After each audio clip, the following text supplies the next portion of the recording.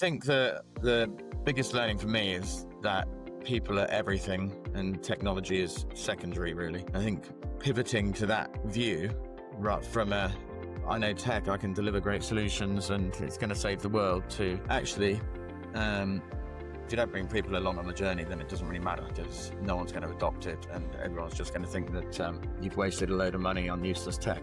We've got claims processing down from 3 weeks to 24 to 48 hours by really optimizing that process. And that sounds like one of those metrics you can go, well, isn't that great?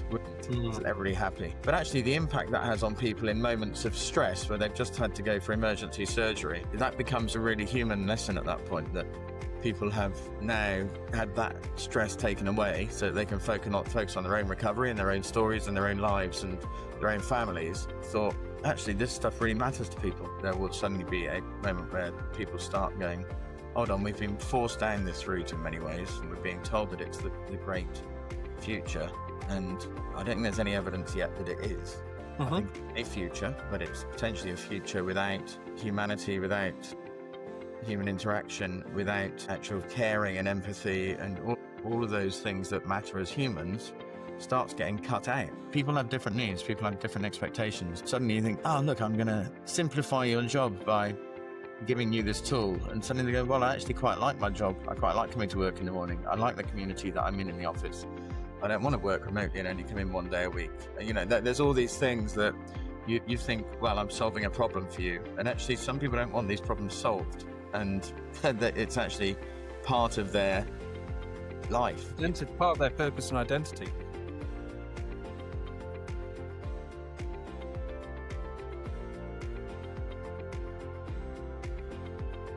So welcome back to the Future of Learning podcast with Open Elms. We are exploring how AI, technology, and strategic thinking are transforming workplace development with some of the sharpest minds in the industry, where we will also be introducing here Ben Johnson. Now, Ben, I'm going to introduce you here, and you correct me if I'm wrong. Okay, so Ben's work sits right at the intersection of AI, digital transformation, and organizational capability building, which makes him the perfect person, I think, to unpack some of these themes.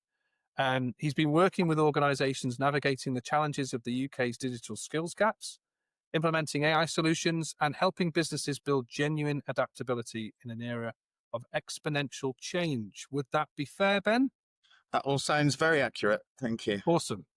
Right. So let's just dive straight in. Ben, tell us a bit about your journey and how did you end up working at this intersection of these themes? Tell us a little bit about how you've got to where you've got to. Yeah, interesting. So I've had a varied background, let's say. So I come from a development background, so all the way back to Lotus Notes and Lotus Domino and being an MVP in that space, and which whether that's a gift or a curse, we'll see. But then through to .NET and got into architecture, but then moved into more of a hybrid business technology role. So I was at Bupa for about 5 years, running development there, building out development teams in multiple countries and delivering integrated services to hospitals in 180 countries, and then sort of re-platforming back office systems there, but with a view on how we could really improve the customer experience through that, and how we could change the organizational view of technology within that space. And so some really big chunky stuff there.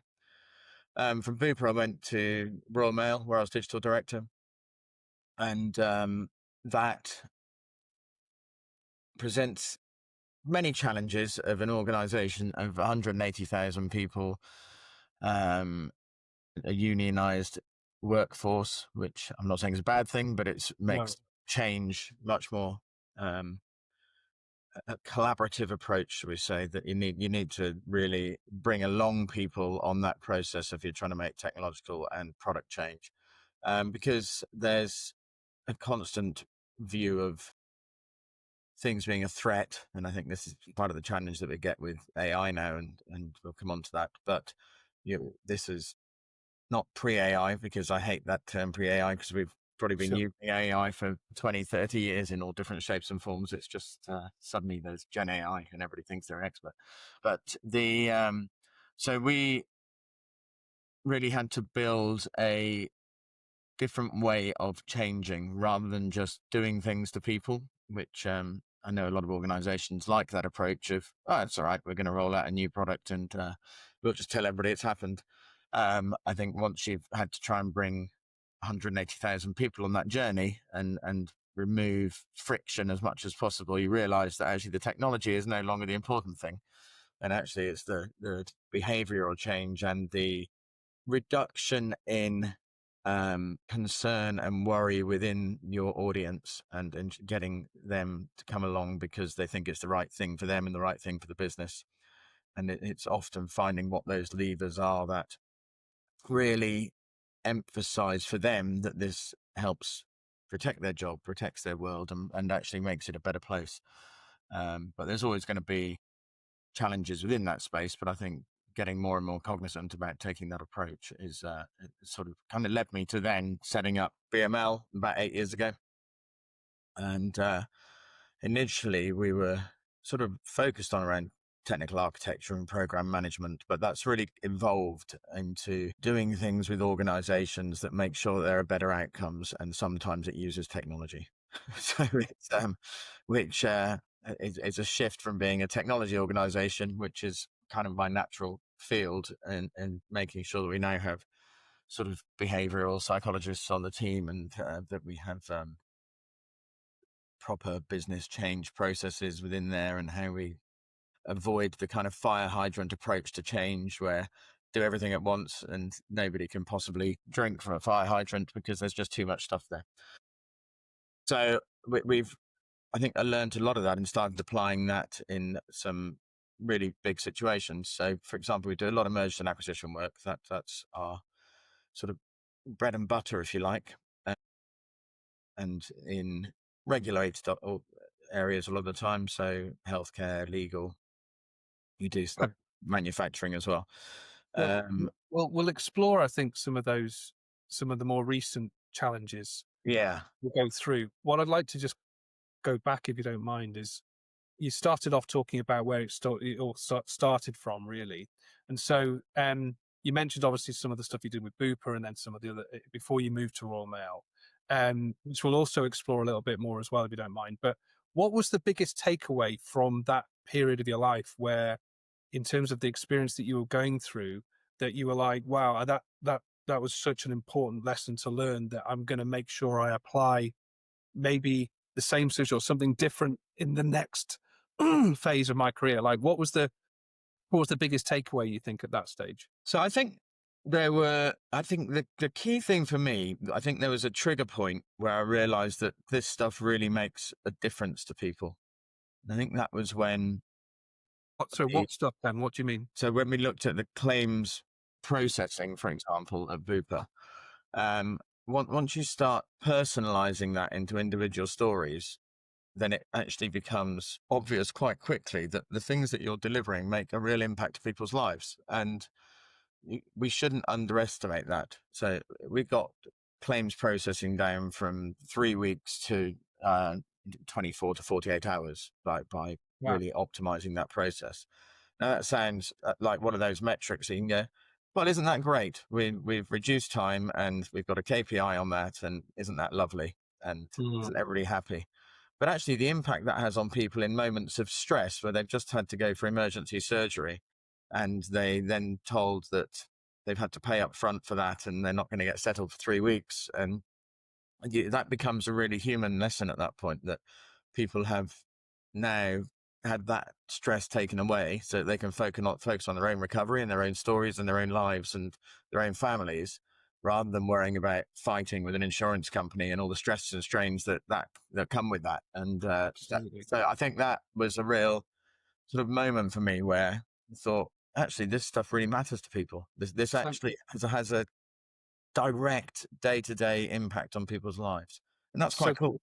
cool. Very cool. I think that's incredibly cool. And I think it's a great example of so what I want to explore about that being a cool thing though is how much of that was technology driven and how much of it was that the technology was there, it's just the processes weren't working, or do you know what was the mix there? Like, So that came about um, because there was a creaking out of support back office system that had to be rebuilt, had to be replatformed. 1.5 million lines of code. You know, it was a significant beast that we had to work on and get across. And I was brought in to deliver that project. And I think that at the initial start of that project, the outcome was get this into support. I think that, that was, that if we're honest, that was literally but I think as it evolved, I think we realized that there was a real opportunity there to change the experience of customers and policyholders and the internal team as well. And I think it's often forgotten in a client-facing organization that you need your internal colleagues to be working at full efficiency to really give that best client experience as well. And so it sort of evolved into something that actually was delivering really great outcomes rather than really great technology. And I think that was the key shift there. And so even for the internal team, we reduced support calls by 90%. So, I mean, the outcomes speak for themselves there, and I think uh, it's not hard to get buy-in. I think it's fair, isn't it, Ben, in this case where um, the customer, let's say the end user customer here, being the person who wants to claim against, so that they're going to win in this situation. The teams within Bupa are going to win because it reduces the amount of support and the amount of stress that they have to go through. So everything you were doing there was geared toward everybody kind of winning and everyone going, well, we're going to buy into this because this is a no-brainer, right? To a yeah, certain extent, to a certain degree, I would say that, you've got to give credit to the Bupa management or, senior leadership team who recognized that there was an opportunity there to make everything better for their both internal colleagues and external customers. So absolutely. And then obviously that's not without not just infrastructure, but the costs involved in doing that. It's, they're taking that on and they're going, okay, this might not, the bottom line will be affected here, but actually the end goal is just a much more positive experience for everybody involved. So that, I see what you mean. Yeah, they do have to take credit for that. So moving on then from that, obviously really positive outcome and the lessons learned from it, you moved then obviously across to something else now, which I was assuming is going to be quite a big pain point. There would have been quite a lot of pain points. So I think it would be really interesting to find out more about that and to look at lessons learned. What were the key things that were just really difficult, and how you managed to overcome them to get to what was ultimately a successful outcome again? Because that couldn't have been easy. no, look, let's not assume successful outcomes on all of these. So Yeah, that's fair enough too. That's fair enough too, because that's fine. I think Royal Mail was a really interesting one and a real eye opener actually from the ability to change and how difficult that was. So I left there 6, 7, 8 years ago, something along those sort of lines. And there are initiatives that we put in place then that are only now coming live or now coming in different versions to customers, and that's staggering. If you just look at the scale of some of even the simplest things at Royal Mail. So if you think about parcel tracker, you want to know where your parcel is. That gets 20 million hits a day in the run up to Christmas, and so there's big volume, big Yeah. volume. And so changing in that kind of infrastructure where you have to support that, and actually if that's down for a day, it's front page of the Daily Mail sort of thing. It's not. It's even called the Daily Mail problem internally. If this goes wrong, does it go on the front page of the Daily Mail? So it becomes a very sort of all-encompassing. We got to get this right because it's national infrastructure. But I think what was interesting culturally and led to a failure of a few projects, I think, was really not being able to articulate in a secure way as in making the recipient secure, that what we were doing didn't have sort of an ulterior motive or some Machiavellian way of reducing workforce, which wasn't, we didn't have some Machiavellian plan behind the scenes, but that doesn't mean that people don't think you have. And I think, nothing travels faster than gossip. And I mean, working in a sorting office, God, you've heard what they're doing from head office now. And I think that's always going to be a struggle, I think, with that sort of size organization. And I think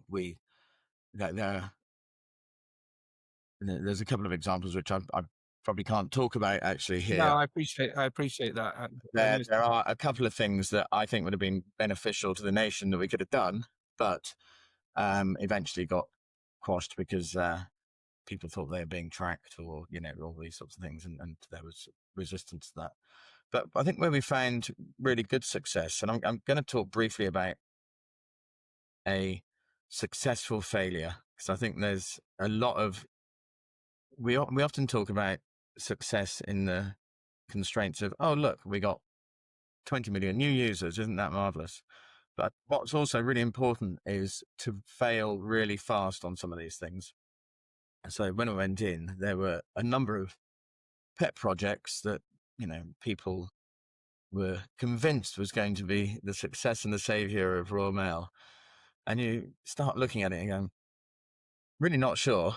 But so time delivery for letters, for example, people thought that was something that would be really good and people would lap up and want. But rather than just accept that as a given, we trialed it in a single postcode, and it was an additional £6 a month or something. And I think one person took it up and it managed to kill the whole project. But it would have cost about 10 million quid to do it.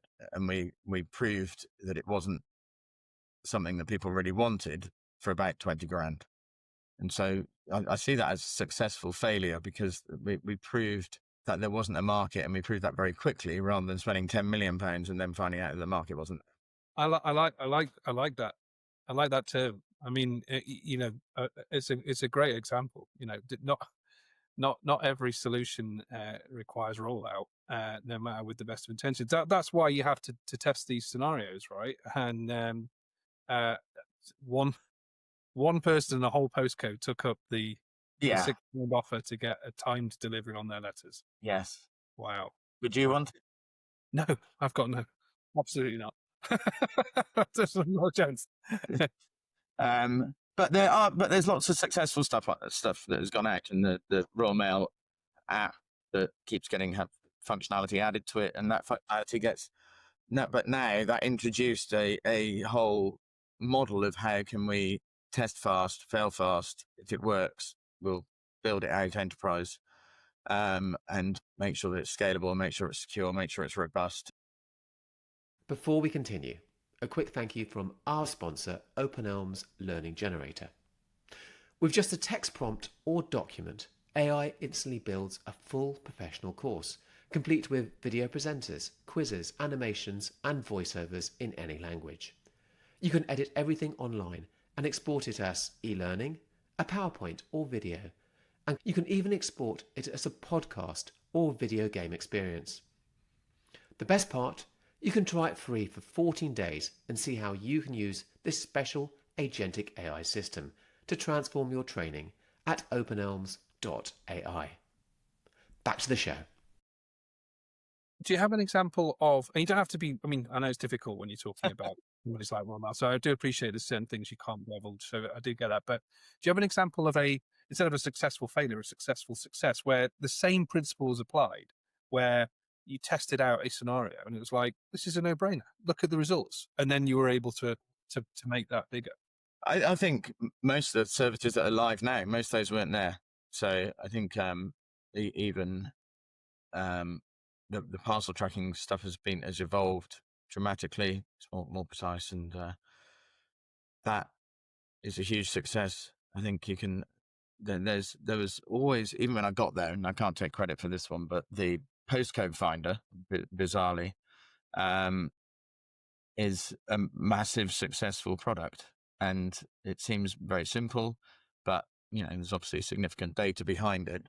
and it's a high revenue product.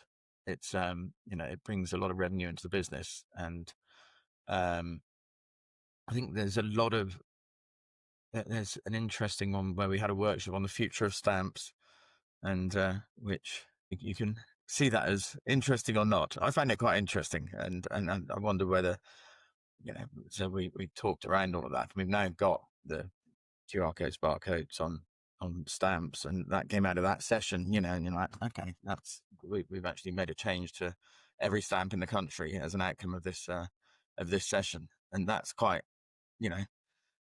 cool, isn't it? Well, it says stamps are an institution. It would just as Royal Mail is. It's Yeah, I know, exactly. It's quite just a funny anecdote, actually. My neighbour, he doesn't really understand what I do.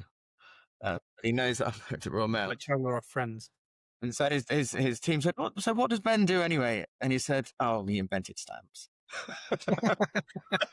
And so, it was much easier than saying that I run a technology consultancy or anything like that. But it was, according to him, I'm now the inventor of stamps, which is definitely not the case. But certainly they're at the forefront of how to evolve something as something as big as Royal Mail. I mean, it's Royal Mail. It's been going 500. Well, look, ultimately, you might not be the inventor of stamps, but what you ultimately we're getting at here is that what you were able to implement in these projects was, for example, a digital stamping element to it, right? Which is okay. The physical element is still the stamp, but we need a digital element applied to that physical stamp, which adds weight to the rest of the processes we're putting in the background, right? Yeah. So, and I don't want to take credit for that. Sure. That was the outcome of a workshop that I was in. No. I appreciate that. It was a collaboration between many minds that came together. And I don't want the headline of this podcast to be Ben invented. Yeah. Oh yeah, we're gonna go all out on that, Ben. You're not coming back from this one.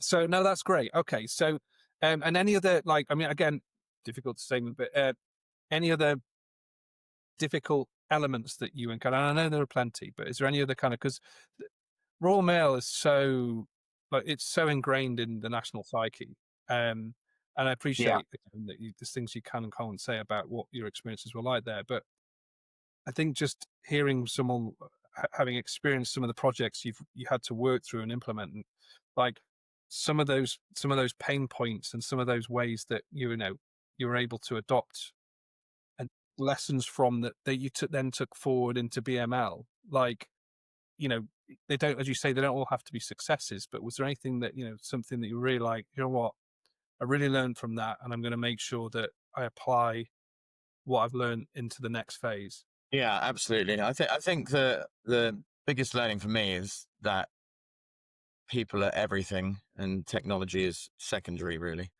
And I think that pivoting to that view, right, from a sort of, oh, I know tech, I can deliver great solutions and it's going to save the world, to actually, if you don't bring people along on the journey, then it doesn't really matter, because no one's going to adopt it and everyone's just going to think that you've wasted a load of money on useless tech. So I think that became, as an evolution from my work at Bupa, that became sort of a core identity piece, really, for BML and for my team, and making sure that we've got the capability for sort of business change and people change, and rather than, and I think that's a level of maturity that comes with time, because there's so many people out there that really aren't considering the people side of change. And I think they are very much so aligned, and that I think we're seeing now particularly a real sort of acceleration of fear of change in people, and becoming a sort of terrible echo chamber in many ways, where everything gets amplified to the nth degree. I agree. I think, Having that people first approach now, rather than tech first, I think really starts helping people to come through without anxiety and come through without the stresses of of that change and making sure that and it's handled delicately. People have different needs. People have different expectations. People have different life goals. People, and so suddenly you think, oh, look, I'm going to simplify your job by giving you this tool. And suddenly they go, well, I actually quite like my job. I quite like coming to work in the morning. I like the community that I'm in the office. I don't want to work remotely and only come in one day a week. There's all these things that you think, well, I'm solving a problem for you. And actually, some people don't want these problems solved. And that it's actually part of their life. Identity, part of their purpose and identity. Exactly. Um, They go and get a sandwich with Dave from accounts on the Friday because that's what they always do. And, suddenly you start taking these things away without even doing it consciously.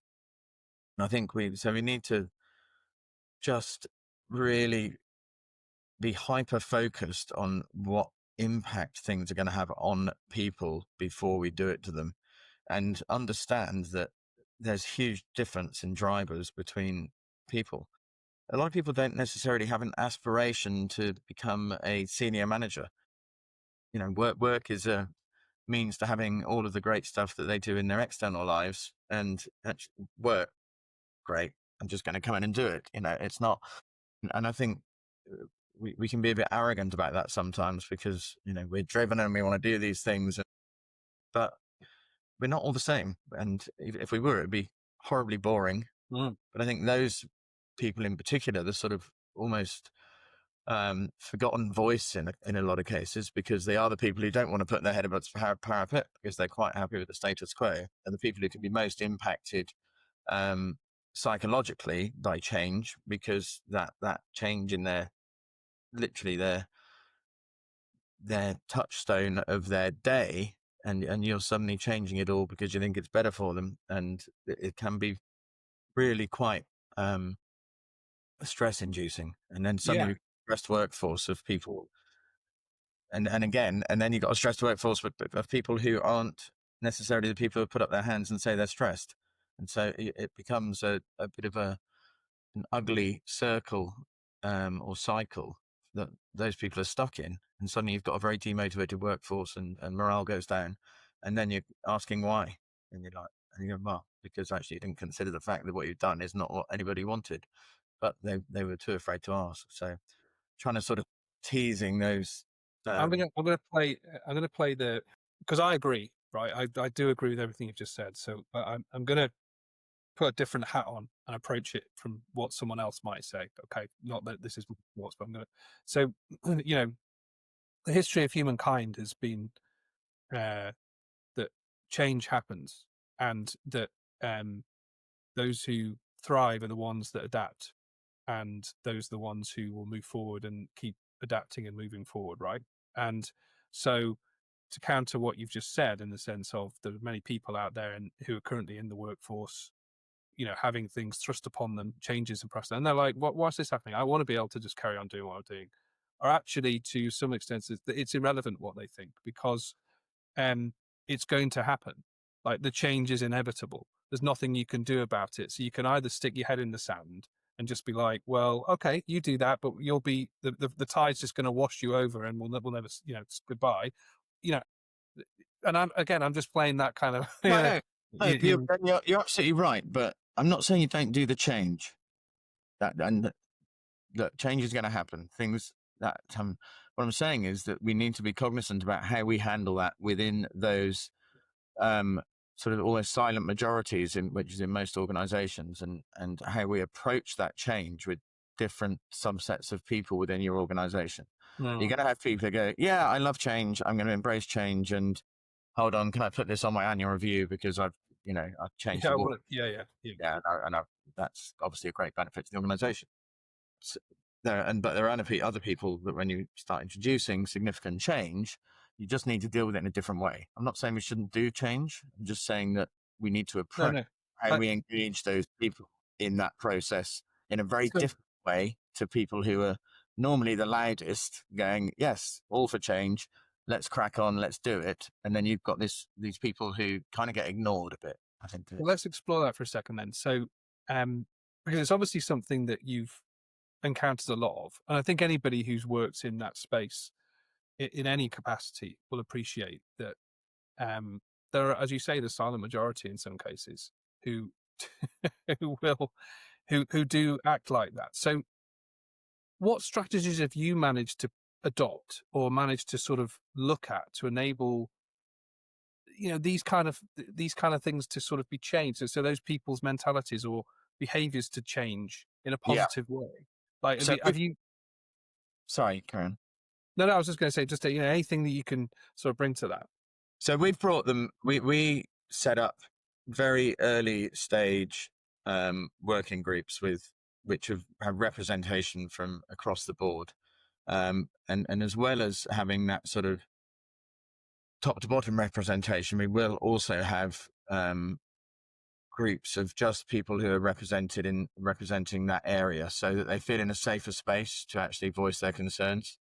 So if you, for example, if you're automating some accounts processes for the sake of argument, you don't really want to be sat in a workshop with the CFO if you're an accounts clerk and feel that you can't have your voice, because even though we've said, look, come, because we want to hear what you've got to say, Yeah, it's still pretty daunting sitting there with the CFO and going, well, actually, I don't agree with this, or actually, this isn't going to work because Debbie's always off on a Friday, and you've just said that you need to get everything approved on Friday, or whatever it yeah, is.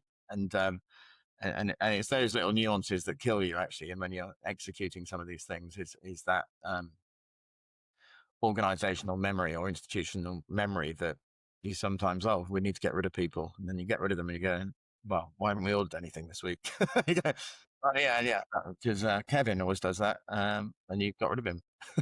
Oh, I thought we'd automated it. No, but it still had to go through, so I think, so we can have those sort of vertical strata of the organization in workshops. And I think that's great, and it's useful, and it gets everybody there, and it makes people feel involved. But I think you then need the horizontal strata as well, so that people actually have an audience of peers rather than audience of seniority. Because I think mm, once you get people into a room of seniority, they'll they close up, can, yeah, particularly these audiences that we're talking about, who tend to feel threatened but not necessarily feel that they have the confidence to have a voice. And so I think by doing it in that way, having both of those, really allows people to come out of their shells in those situations. And I think the other one is really to identify champions within those teams. It's a very old approach in many ways, but I still think it's valid. Is that you really identify people who are enthusiastic but are part of that team. So I don't believe in top-down champions. I don't think that works. I think you need peer champions, people who you really bring along, and they bring that enthusiasm for the project into their team, and you make sure that people understand the change and how it's going to. I mean, look, sometimes the change is that you're going to get rid of people, and let's not pretend that there's yeah. always a good outcome, but that always has to be done in the appropriate way. But talking about introducing change where that's not the case, I think having champions from the peer group makes much more sense. So. Absolutely, and have you noticed that those kind of strategies have made positive impacts on that Yeah, kind of very much voice? so. Yeah, and actually, much higher adoption rates and success rates of deploying systems within those organizations, particularly in those, we've worked with organizations that are traditionally, less skilled labor or less skilled, and where I think in those sorts of organizations, that sort of approach really does bear fruit. So I think people trust people on their peer group more than they trust management, because they always think management is going to screw them over. And so I think we've seen much higher adoption when we've taken that approach. And I think there's another thing in that space, which is on the flip side, I think we make terrible assumptions sometimes about capability within the lower ranks of organizations. I think there's a lot of very interested, skilled people, hobbyist technologists potentially in those organizations that don't, again, might not necessarily put their head above the parapet, but actually there's a whole talent pool there of people that you can draw on to do your testing and to actually be enthusiastic with the rest of the team and be part of it and be really excited that they've been asked to be part of that. And if you can find those people and those little gems in the organization, then they suddenly, it brings the whole thing to life and highlights to people how exciting some of this stuff could be. So, if you look at AI usage in sort of more blue collar organizations or which we work with, it's actually high. It's actually quite high usage in a lot of those organizations on a personal level. And So sorry, in their personal lives, they're using it quite a lot. So they when it are, comes to or even trying it for work stuff, but even though they probably shouldn't be, and because they're potentially sharing corporate information because they say what asking ChatGPT what it thinks about the annual strategy or whatever, or what their stocking policy should be, but obviously not realizing that that's not going through any kind of secure process. But you've got two choices at that point. Is either you just shut it all down, or actually you embrace the fact that there's curiosity and intrigue there, and people are actually wanting the ability to do that, and you then come up with a much better framework that says, okay, look, we know that you've been doing this because we can track it, because it's kind of going through the corporate network, and you're then able to find people who are genuinely enthusiastic about using technology. And so rather than shutting it down, you find a way to embrace that and actually make them part of the tech community or the optimization community or all of these things that you can bring them into. And they've already proven that that's an area that they've got aptitude and interest in. And so why not maximize that for the organization then rather than trying to shut it down? And I think it's there's a sort of knock-on effect from that actually, which having a conversation with a colleague the other day, and whether people are happier to try these things at work because they think it's safe. So, which was quite an interesting insight. Possibly. Yeah. Looks after the network. The company looks after access. If I shouldn't be able to do this, then it should be blocked, sort of thing, so it must be all right. It was quite an interesting insight, which I hadn't thought of, because is that your safe space at work because you think that you're being given a very robust environment and guardrails and everything, whereas actually for some of these things those guardrails probably aren't there in a lot of cases, because there's new tools popping up all over the place. It's like whack-a-mole, and it's difficult to keep track of blocking all of that. Absolutely. So you're creating almost this false sense of security for people to experiment, and so you need to get on top of it and embrace it, but be very cognizant that your staff are probably doing stuff they shouldn't. Yeah, very much so. Well, let's just go down that route a little bit, because obviously the company now, BML, is very much around sort of technology consultations, and looking at how organizations can work with, to get the best outcomes and efficiencies, etc. So have you, because obviously at the moment there's been, for the last, I don't know, 2, 3, 4 years, and I appreciate AI has always been there for the last 20, 30 years, but obviously this rise of kind of people's understanding of new AI products, new AI elements that have just kind of seeped in society across all levels. The companies that you've been working with, especially in the last 2 or 3 years, how many of them have any of them kind of just gone, Ben, by the way, we don't want this AI stuff here, by the way. We want to look at other things, but we're not sure about what AI is right now, so we're just closing the door on that? Or how many of them have been like, look, we can see an opportunity here, Ben, let's get as much stuff as we could. Do you know what I mean? What's the balance right now? Yeah, it's very granular, I have to say. I think so. Some organizations are very much around, let's pilot some stuff, see what we can do, test it, but they're very nervous about going into full production on a lot of these things. And I think we can see the evidence why. We've got other clients that have got production pockets, but very guardrailed decision making where there's full auditability. And I think that's the real concern for a lot of organizations is you just can't have black box decision making in a lot of these organizations. If you're a law firm, for example, you're trying to automate litigation.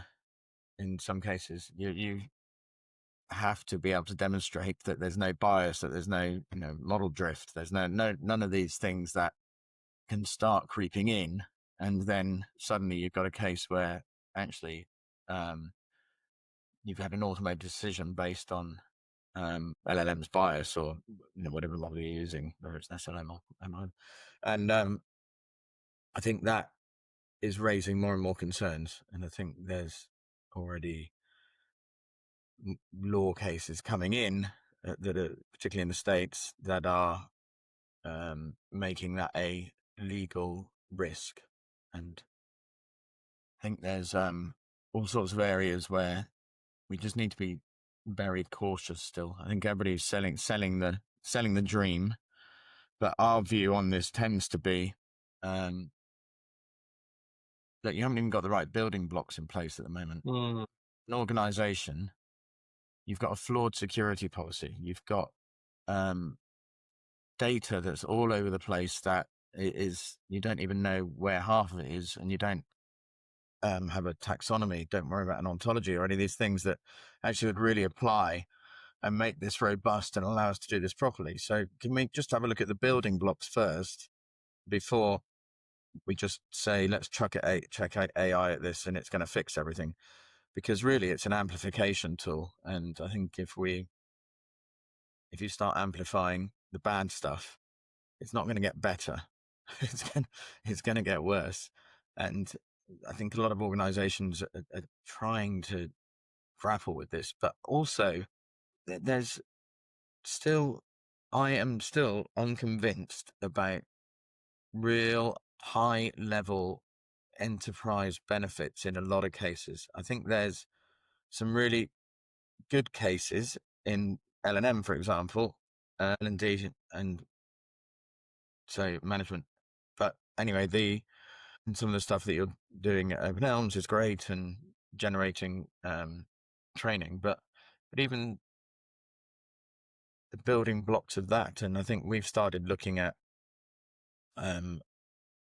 things like Open Elms as making that a first-class citizen as a platform, rather than it being driven by learning requirements. It actually becomes a corporate way of being and ties in with other systems. It's always been sort of over here. And there you go. You've got your L&D department. They go off and do their thing. And, oh, look, we've got a new regulation. Let's train some people. And I think that's evolving quite quickly into something much more strategic. And that's where we're really seeing some exciting opportunities in this space. So, for example, it's always good to chuck in an example of this, but if you're a professional services organization and you want to bring in a new client, and that client has specific needs for servicing them, and it's high volume, it's 5,000 things a year to deal with. I'm not going to go into details on this because for It's okay. obvious reasons, but we're looking at this becoming really part of the whole enterprise. Is that as your salesperson, you can take that base contract.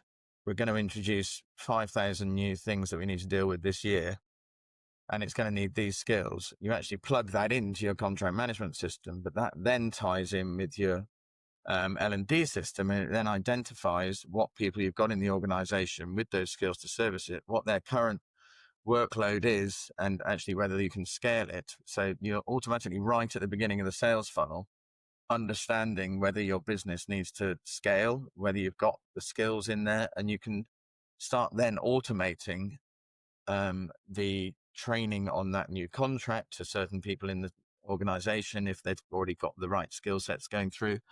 So it actually becomes an operationally strategic piece of the whole puzzle. And I think that gets really exciting at that point, because suddenly you can scale at pace, you can bring on new business at pace, knowing you can service it and meet SLAs within that business. And you can also then bring people on very clearly defined journeys for their career as well, because you can then identify who's doing things well and how they could lead a new contract coming in, and and you can use AI to start identifying all of those things. Yeah. I think that becomes a very automated process. And I shy away from the term AI in some ways, but there's obviously going to be AI within that process. But it is very much about looking at it as a business problem that you can start solving, and giving companies the levers to really execute well and scale quickly by really using the L&D platform as the core of that, because you've then got that complete organizational understanding of what you've got enabled, what you've already got, and where you can And I go. agree. I mean, ultimately, again, it's input output. So, like, the AI is only as going to be as good as the input that it gets, in my opinion. And like, yes, obviously, open. For example, we'll use my example at the moment, obviously being from Open Elms. Obviously, a lot of our products have AI running through it, but it's not AI just for AI's sake. We've had to think very carefully and strategically about where we think AI is going to actually make a beneficial gain for the clients who we service. So, whether it's automated learning that's generated with your documents, or whether it's pathways that you can set up based on the inputs that you give it. Like, here are the Exactly. people with the following skill sets. If further things come in, give this learning to them, or find this person and give it to them, saving L&D time, saving people in HR time, trying to identify certain things. It's just pure input. Just as long as the system has the information, it can generate the outputs. And that's where AI, I think, has real gains and genuine um, positive gains for anybody who uses it properly. But I'm with you on this. It's like No, I'm reticent to sort of just throw AI at everything. Of course not. I mean, our best clients are the ones where we have a personal relationship with them, right? It's like people still exactly. need people. Like, yeah, we've got AI helping them out in the background, but they still need the people that we have to be on hand, to talk with them, to be part of their team, to help them build. Like, humans will always need that. So, I'm kind of with you on that one. Like, AI can take you so far, but like, if you hand the whole keys over to AI, you're just gonna end up in a lot of pain. It's Well, just really as we going to, saw yesterday, which with yeah, AWS sacking yeah, 40% exactly, of their DevOps team, and then deploying something that took out half the exactly, world's websites, which that be careful what you wish for, isn't it? In that very much case, so. I think yeah, there's some exciting stuff. I think the term I've liked recently really is augmented intelligence rather than artificial intelligence, and I think that it becomes a tool to help you do your job. And we keep talking about agentic AI and all that, but it's great, lovely, well done, but it's still an evolution from RPA, really, and it's not in some of those cases. It's smart RPA, great, fine, but it's not. Let's not. I still don't quite. Maybe I'm a luddite, but I still Well, no, don't. I mean, but it still needs strict quality control. I mean, that's been proven. Like, if you're going to use it, fine. But you still need people who understand what the input was, understand what the output should be, Yes, and be able to quality control it enough to go, hang on a minute, this isn't right. It's, if you exactly. just come there, you just put it input and go, right, there you go, let it run. We're all good. And absolutely ridiculous. Absolutely Yeah, ridiculous. I know. Can you? It just springs to mind sometimes, and because you just sit there and go, "Am I the mad one?" And you just, well, maybe, but not for this. But is if I went into an organization, we're rolling out SAP for a large healthcare company at the moment Mm. across Europe. Great. And if I went in and said, well, look, it's great. You're going to love this system. It's over 80% accurate. Yeah. What? Oh, what do you mean? Hold on. Just talk me through that for a moment. Oh, what do you mean over 80% accurate? Do you mean 100%? Oh, no. No, it's never going to get to 100%. Well, this is my finance system. Yeah. Well, yeah, but it's going to be fine. It'll be all right. It'll be roughly there. I mean, can you imagine? And that's effectively what we're saying with AI a lot of the time is you've got to accept these compromises for the benefits. I'm just not sure that the compromises outweigh it at the moment. So in a lot of cases. Yeah. I mean, yes, I'd agree. I think obviously there's probably an argument out there that it's still learning, and the how much it's come to this point. Will this conversation we're having in 3 years, 4 years, 5 years time be completely different? Like, well, maybe not. Like, we don't know that yet. But I mean, it's not going anywhere. No, That's the I'm one not saying thing. it's not. We know that, right? But I it's just just a point. Yeah, my feeling is that we don't adopt it correctly, and we end up going down to some bad places because we just didn't take time to implement strategies around it properly. exactly. I'm not saying we shouldn't use it. I'm just saying approach with caution and Yeah. do the right use cases and put as much diligence behind it as you can. Yeah, agreed. And make sure you get your house in order before you do it. Absolutely. 100% agree. Appreciate we're coming up to time now. So, I mean, it's been extremely insightful so far. So thank you for that. But so, what's been, I mean, apart from it, we'll move on from AI. Well, we can still explore AI a little bit, but what's, what can you see happening in the next 5 years, genuinely from your experience? Like what can you see happening with HR, L&D, digital transformation? It's difficult to navigate because things are moving so quickly and so strangely. Yeah, they are.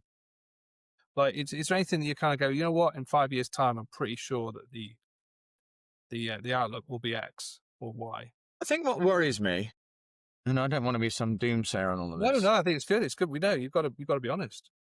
is I think in our rush to the sort of AI overlords and sort of handing over all of our data to a very few people in the world, and actually currently very ungoverned, which I think is very high risk.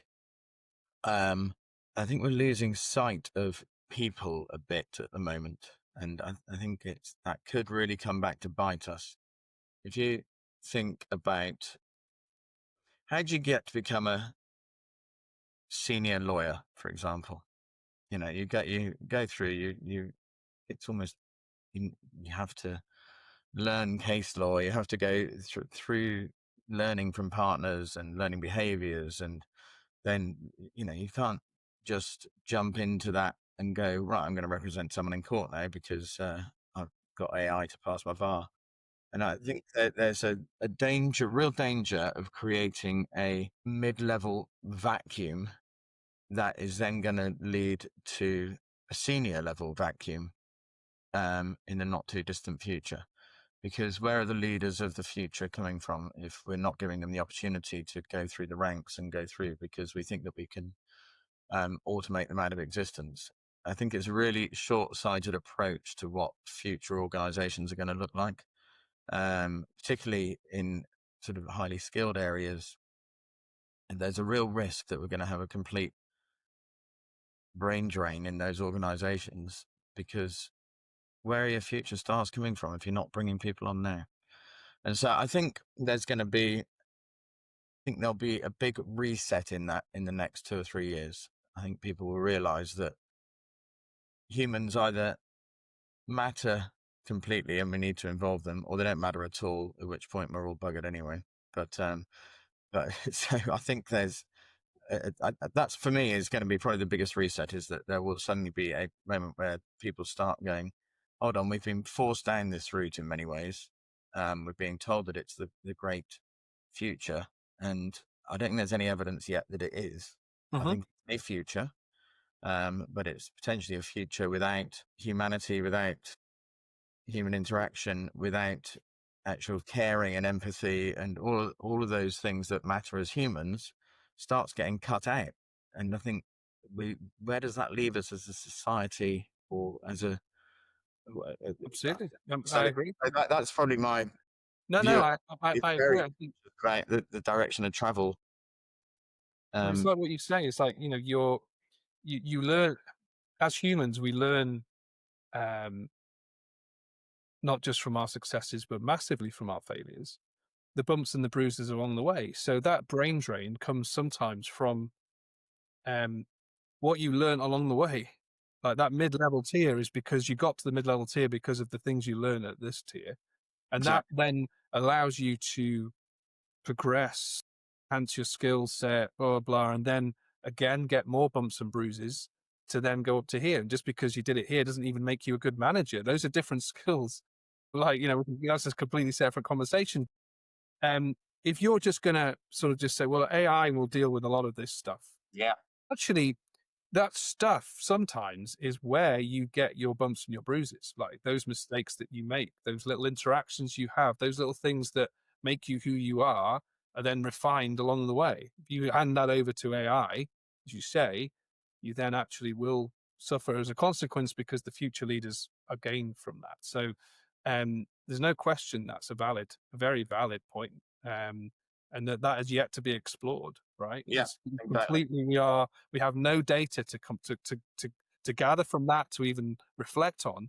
But I think you're right. I think ultimately the more we hand the keys over, um, the more that we're going to suffer as a race, in terms of just the human race. Yeah. Yeah, no, exactly. So good. So well, look, Eerie night. on that one, is there anything else you'd like to add? If there's one key takeaway that, people listening today, and is there one key takeaway that you want them to take away with them as part of their careers, as part of their professional development, and part of, because they're going to come from in all shapes and sizes in Yeah. terms of where we're at the moment. Like, what would Look, you? I'm a technologist at heart, but I think the key thing is don't forget the humans in the whole thing. I think if you lose sight of what the humans bring to your organization, I wrote an article recently called The Hollow Shell, which is Where can people find that, Ben? that's it on the BML website, bml.global.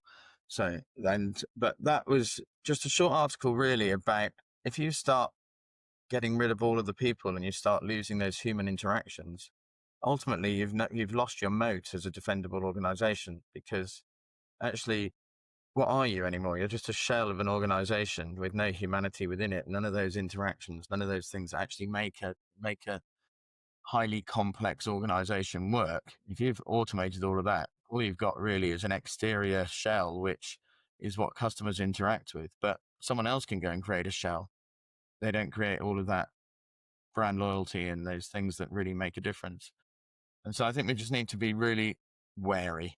And I think is my takeaway here of how we approach some of these things. Don't just go in with thinking, right, I can reduce headcount. Isn't that a marvelous thing? It probably isn't for the long-term future of your organization. I think we just need to be wary and cautious as we go down this path. And thank you very much for your time. Pleasure. We'll leave it there. Many thanks for listening to this week's episode of the Future of Learning podcast. And now a final word from our prehistoric sponsors. Experts are saying to embrace AI, embrace technology, embrace the future. Man, I can't even embrace my own wife with these tiny arms. Not good.